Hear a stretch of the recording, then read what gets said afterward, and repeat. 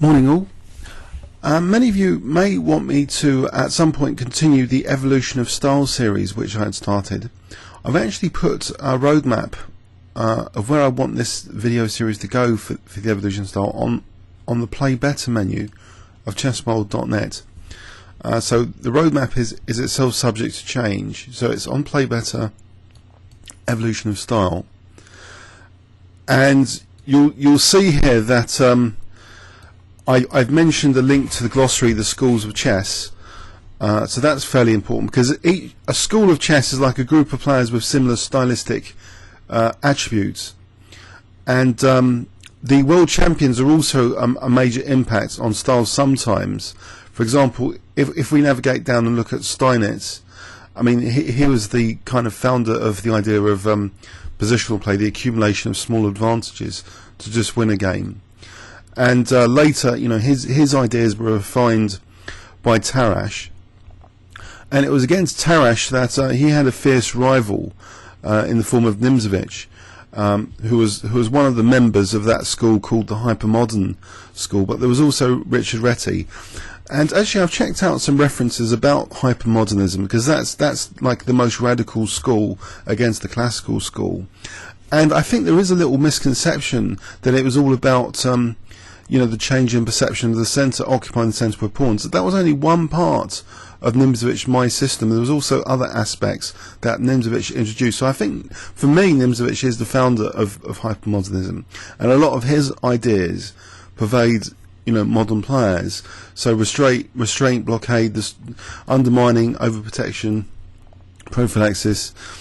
As you can see, this needs to be edited. I've duplicated the same thing a few times. But anyway, I think you know, Richard Reti, I'm reading at the moment, he invented like the Reti system with knight f3, which obviously doesn't occupy the centre, and then Alekhine has got his Alekhine's defence associated with it. But I think, for me, that's not the full extent of what hypermodernism is, you know, i.e. not controlling the centre of pawns. I know it's one of the central premises of the classical school, that, you know, you firmly occupy the centre, but it's not the only premise of hypermodernism. So a track in this map, World Champions, it's notable that Lasker actually is not really associated with any school. Capablanca carried on the Steinitz school. You know, Lasker was a fantastically practical player, seemingly honing in on particular strengths and weaknesses of opponents and playing accordingly, you know, using it to refine his game strategy. But not many players could simulate that, so he's not really associated with a school of thought. So Alekhine was kind of, you know, when he beat Capablanca, he showed that dynamism was still in existence. Maybe Capablanca was saying, you know, even suggesting that chess had been exhausted. So it was good that we had this era that we could challenge, you know, Capablanca, who really took, you know, the principles of Steinitz to the nth level and became like a chess machine, and almost an invincible chess machine for many years. So we had that challenge later, which for me kind of mirrors Karpov-Kasparov in much later years. Then we had Max Euwe, who took the title of off Alekhine. I'll try and investigate what impact on chess style he had. At the moment, I'm not really sure he was that influential on the chess style of later generations. But we had a massive period of, in terms of world champions then, dominance for the Russians. And, you know, Botvinnik, I mean, one of his major contributions to chess style, I think, was basically his research tendencies. He researched openings like never before, like systems in the Slav and Queen's Gambit, which he could then use that research to win lots of games over many years. Smyslov is brilliant, like positional player. Tal was, you know, the magician. Petrosian, you know, had this very provocative kind of style. Spassky, a very attacking style. So there's very different personalities in these Russian world champions, and then it was interrupted, of course, by Fischer later on, Karpov, and then Kasparov. So this is all on the roadmap.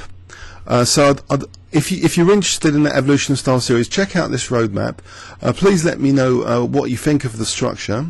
As I say, the structure is evolving, and it's really also to help me organise the future videos of the series, which I want to get going again. So where we ended up at the moment was the Rise of Tarrasch, which is a good precursor to examining, his fierce rival Aaron Nimzowitsch, which, for me was one of the leaders of this hypermodernism.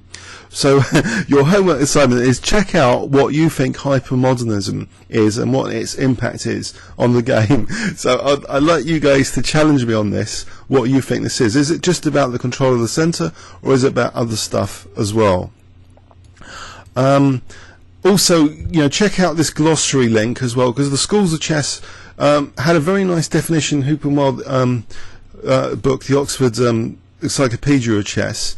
So if we open this up, hopefully I should be able to show you part of that here. So the Schools of Chess are these like groups of players, as I say, who influence style, and it talks about it here. Philidor and the French school in inverted commas, and then we go on to the hypermodern school here is briefly touched on as well, independently of that roadmap page I showed you. Then we have like the Soviet school of chess. This nice picture shows many of the Russian world champions: Petrosian, Tal, Spassky, Smyslov, Botvinnik.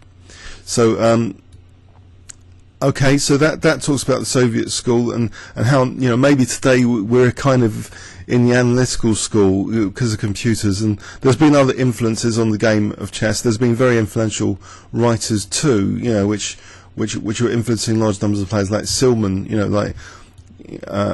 talking about imbalances and stuff. So check that out. It's all pretty interesting stuff, I think. Okay, thanks very much. Comments or questions on YouTube?